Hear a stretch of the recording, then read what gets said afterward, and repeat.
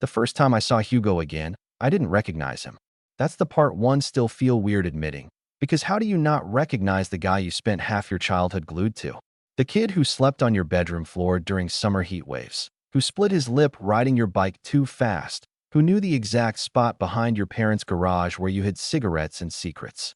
But when he stepped off the bus that afternoon, suitcase in one hand, sunglasses still on even though the sun was already dropping, my brain stalled. Just froze. It wasn't just that he looked older. Obviously he did. We both did. It was that he looked different in a way I wasn't prepared for. Straighter posture.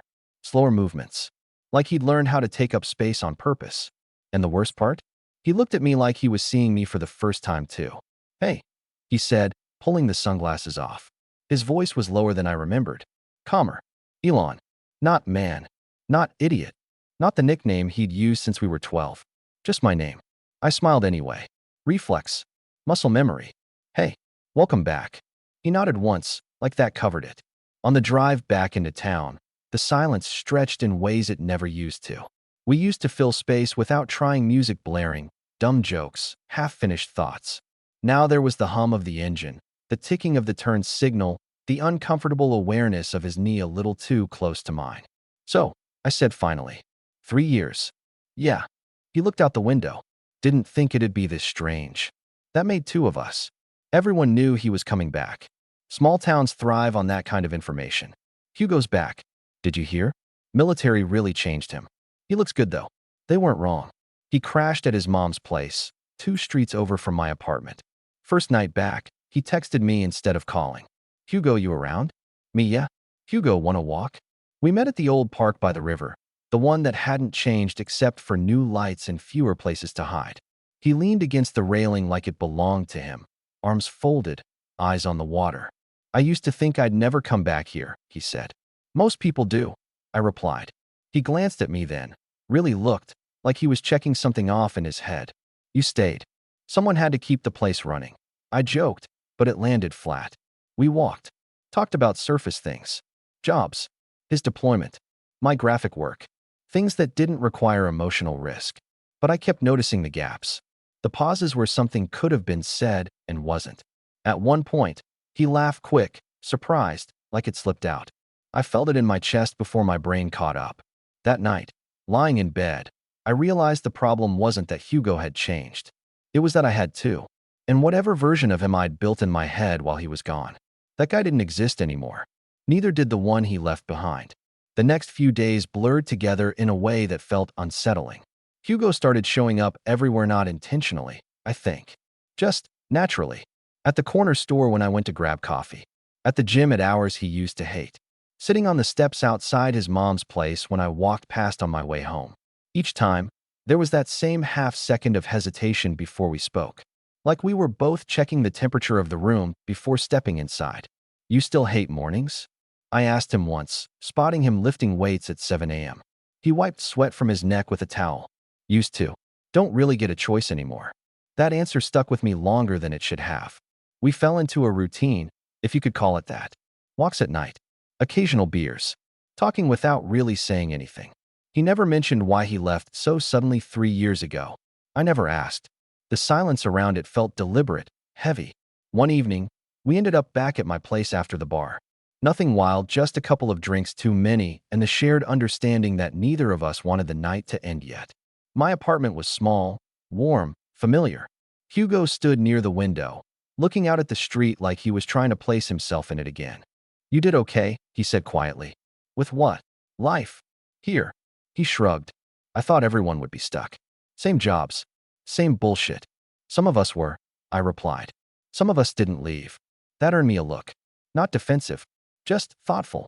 He sat on the couch, elbows on his knees, hands clasped. For the first time since he'd been back, he looked tired in a way that wasn't physical. "I don't fit here the way I used to," he admitted. The honesty surprised me. I sat across from him, closer than necessary. "You just got back." "Yeah. And already feel like I'm visiting." There was something about the way he said it that cracked something open in my chest. I remembered the kid who used to swear he'd never leave this town, who talked about raising hell and staying forever, like permanence was a promise instead of a trap. "You fit," I said. "Just differently." His eyes met mine. Held. Too long. That was the moment I realized I was in trouble. Because the tension between us wasn't nostalgia. It wasn't awkwardness. It was something charged, something sharp and unfinished. Something that had been waiting for the right conditions to surface. He looked away first. Your place hasn't changed much, he said, scanning the room. Neither have you. I replied automatically. He huffed out a laugh. That's not true. No, I said softly. It's not. Later, when he left, the quiet felt louder than before. I lay awake replaying the night. Every look, every almost sentence. I wasn't ready for this version of Hugo. The one who made me feel like the ground was shifting under my feet. And deep down, I had a sinking feeling. He wasn't ready for me either. Things shifted after that night. Subtly at first. Then all at once. Hugo started texting more. Nothing heavy random thoughts, half jokes, links to songs he said reminded him of being 16 again. But there was intention behind it now. Like he was choosing me, not just defaulting to familiarity. One afternoon, he asked if I wanted to help him clean out his old room at his mom's place. It's still exactly how I left it, he said. Figured it was time. That should have been harmless. Nostalgic, even. It wasn't. The room smelled like dust and old wood, and something faintly familiar his old cologne, maybe, or just memory. Posters still on the walls. A dent in the closet door from when we'd fought over something stupid and he'd slammed it too hard.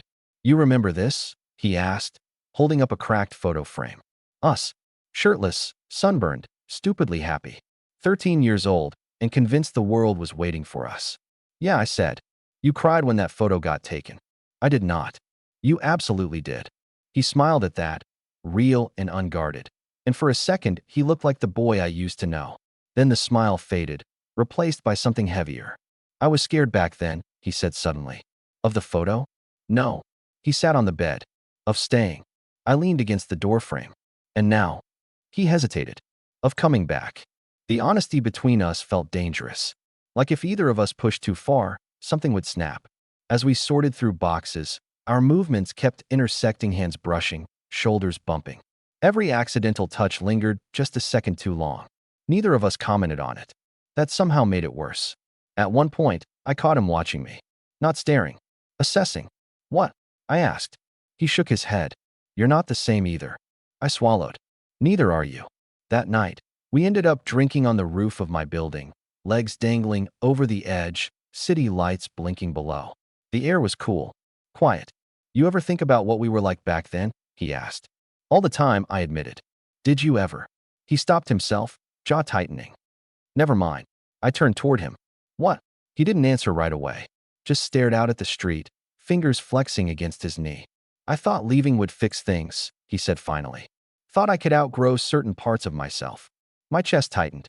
And some things don't go away just because you put distance between them. I knew then, not the details, but the shape of it. The reason he'd left so abruptly. The reason he carried himself differently now. You don't have to tell me, I said quietly. I know. He looked at me, eyes searching, but I kind of want to. The moment hung between us, fragile and electric. I could feel how close we were, not just physically, but to crossing something we couldn't uncross.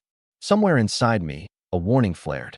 Because whatever Hugo was about to admit, I wasn't sure either of us was ready for what it would change. Hugo didn't say it that night. Instead, he stood up too fast, like the thought had burned him, and muttered something about it getting late. I watched him disappear down the stairwell, the echo of his footsteps sitting heavy in my chest. For 2 days after that, we barely spoke. Not intentionally.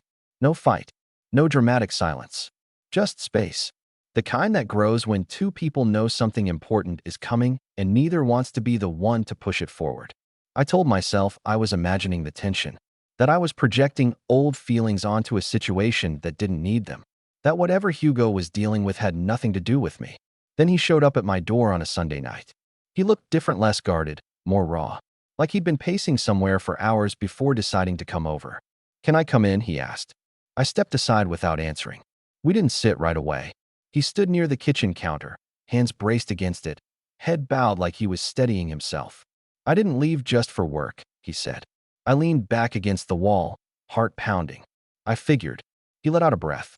I left because I didn't know how to be here without lying to myself. Silence filled the room. Thick. Pressurized. I spent years thinking I could outrun it, he continued. Change it. Train it out of me. Turns out, that's not how it works. I swallowed. My mouth felt dry. Hugo, I'm not asking for anything, he said quickly, turning to face me. His eyes were intense, almost pleading. I just need you to know why I came back different. I met his gaze. Held it. Different doesn't scare me. He laughed quietly, shaking his head. It should. The honesty in that moment was almost too much. Every memory I had of us layered over the man standing in front of me now. The boy I'd loved in ways I didn't understand yet. The man I was starting to see too clearly. You don't get to decide what scares me, I said softly. Something shifted in his expression then. Relief, maybe. Or fear. Or both. He stepped closer. Not touching. Just close enough that I could feel the warmth of him, the careful restraint in his posture. I don't want to hurt you, he said. You won't, I replied before thinking. His jaw tightened. You don't know that. No, I admitted. But I know this. I gestured between us, the space charged with everything we weren't saying. Whatever this is, it's already here. For a long moment, neither of us moved. Then Hugo reached out, stopping just short of touching my arm. If I cross this line, he said quietly, there's no pretending after. I took a breath, steadying myself. Then don't pretend. The air between us felt like it was about to ignite. And I absolutely knew.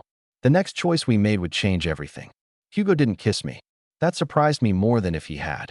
Instead, he dropped his hand, stepped back, and let out a slow breath like he'd just stopped himself from doing something irreversible. I need to go, he said. The words hit harder than I expected. Okay, I replied, even though my chest felt tight. He hesitated at the door, fingers curling around the handle. This isn't rejection. I know. He nodded once, grateful or maybe relieved, and left. That night was worse than the ones before.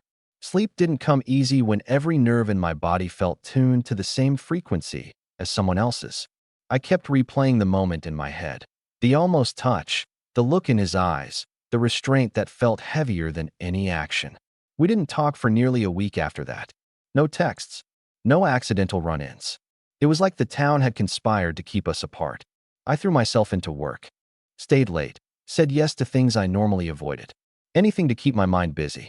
Then, on Friday evening, my phone buzzed. Hugo, you free? I stared at the screen longer than necessary. Me, yeah? Hugo, can I come over? Just to talk. Just to talk. Right. When he arrived, he looked steadier. Not calmer, just more resolved. Like he'd made peace with something internal. I didn't handle that well, he said as soon as the door closed behind him. You handled it honestly, I replied. He shook his head. I ran. You paused. I corrected. There's a difference. That earned me a small smile. He sat on the couch, hands clasped again. That familiar tell when he was nervous. I spent a long time learning how to control myself, he said. Rules. Structure. Distance. It worked until I came back here. Because this place matters, I said. No, he replied, looking up at me. Because you do. The words landed quietly but decisively. I sat down across from him, heart pounding. Hugo, I need to be honest too. He nodded, eyes never leaving mine. I didn't wait for you, I said. I lived my life. But I never really stopped measuring things against what we were. His expression softened. I did the same, just from far away. The silence between us this time felt different. Less volatile. More intentional. I don't know what this becomes, he said. And I don't want to promise anything I can't be sure of. I'm not asking for certainty, I replied. I'm asking for presence. He considered that. Then, slowly, he leaned forward. Then I'm here, he said. If you are. This time, when our hands touched, neither of us pulled away. It wasn't dramatic. No rush. Just the quiet understanding of two people choosing to step into something unknown together. And for the first time since Hugo came back, the future didn't feel like something to fear. It felt like something we'd face. Side by side. Being here turned out to be harder than either of us expected. Not because of doubt, but because reality has a way of testing things the moment they start to matter. Hugo didn't suddenly move in. We didn't tell anyone. We didn't redefine ourselves overnight. What we did instead was smaller, quieter, and somehow more intense. Morning coffees that lasted too long. Late-night walks where our shoulders brushed on purpose. Sitting close on my couch, knees touching, pretending we were just watching whatever was on TV. The physical closeness was new. Heavy. Charged. The emotional closeness was terrifying.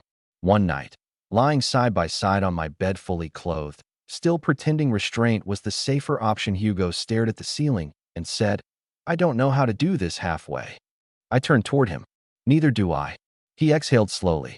"I'm scared I'll mess this up." That was the first time I heard fear in his voice without armor around it.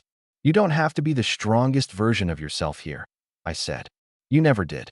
He looked at me then, really looked, like he was seeing the through line of our lives all at once. "You always knew me better than I wanted to be known." "Still do," I said. "The first time we kissed, it wasn't explosive. It was careful, like we were both checking whether the ground would hold." His hand rested at my waist, hesitant, respectful in a way that made my chest ache. When our lips met, it felt familiar and foreign at the same time, years of buried want finally allowed to breathe. When we pulled apart, he rested his forehead against mine. "I'm not running," he whispered. "Good," I replied. "Because I'm not chasing." But the town noticed anyway. Small towns always do. Looks lingered. Questions hovered just shy of being asked. Hugo's mom watched us with a quiet, knowing calm that made me suspect she'd always seen this coming. A few friends tested the waters with jokes that didn't quite land. Hugo handled it with a steadiness I admired. No explanations. No defensiveness. Just presence. One evening, after a rough day where someone from his past had said something careless, something meant to remind him of who he was supposed to be, he came to me exhausted. "I spent years proving myself to people who never really saw me," he said. Sitting on my floor, back against the couch. I sat down beside him. "You don't have to prove anything here." He leaned into me, head resting on my shoulder. "I know," he said. "That's why this scares me more than anything. Because safety means stakes. Because love means loss is possible." I wrapped my arm around him anyway. "We don't need guarantees," I said quietly. "Just honesty." He nodded once. And in that moment, I realized something important. The boy I missed was gone. But the man beside me, he was real. And he was choosing me every day. The thing about loving someone who's been rebuilt is that you have to let go of the blueprint you memorized. It took me a while to understand that. Hugo didn't wake up one morning suddenly at peace with everything. There were still bad days. Days when he went quiet. Days when a look from the wrong person made his shoulders tense, like he was bracing for impact that never came. And there were days when I struggled, missing the ease of what we used to be, the simplicity of knowing exactly where I stood. Loving him now meant accepting that certainty wasn't guaranteed. One night, months after he came back, we sat by the river again. Same spot as before. Same railing. Different people. "I thought coming home would feel like relief," he said. Instead, it felt like exposure. I watched the reflection of city lights ripple across the water. "You don't have to perform here." He smiled faintly. "I know. That's why I stayed." He reached for my hand then. No hesitation. No checking who might see. Just the quiet confidence of someone done hiding. "I used to think I had to become someone else to survive," he said. "Turns out I just had to stop running from the person who already knew me." My throat tightened. "You were never hard to love." He looked at me, eyes steady, full. "Neither were you. I just wasn't brave enough back then." We didn't kiss. We didn't need to. The closeness was enough. Later that night, lying beside him, his arm heavy across my chest, I realized something that finally settled everything in me. I hadn't lost my childhood friend. I had grown into someone who could meet him where he was now. And he hadn't come back to be the same person. He came back to be honest. Love didn't arrive with fireworks or declarations. It arrived quietly through choice, through patience, through staying when leaving would have been easier.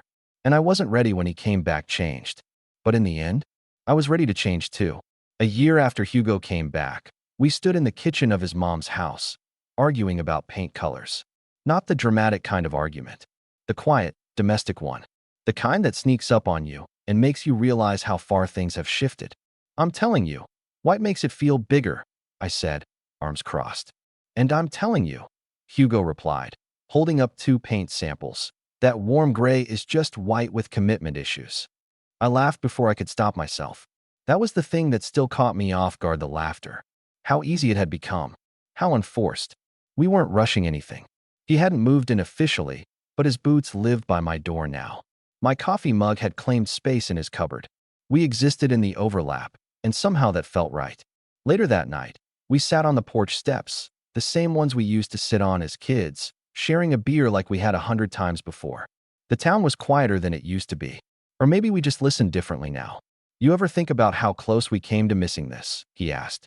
All the time, I said honestly. He nodded. I used to think timing was everything. And now, I think courage matters more. I looked at him, then really looked. The man who'd left to survive. The man who came back to live honestly. The friend I'd grown up with. The partner I was still choosing every day. I'm glad you came back changed, I said. He smiled, soft and sure. I'm glad you were ready to see me. The future still wasn't a straight line. We didn't pretend it would be, but it was ours. Built slowly, intentionally, without running. And sometimes, late at night, when the town felt small again, I'd think back to the day he stepped off that bus, how unprepared I'd been for the man he'd become. Turns out, I didn't need to be ready for who he was. I just needed to be willing to meet him where he stood,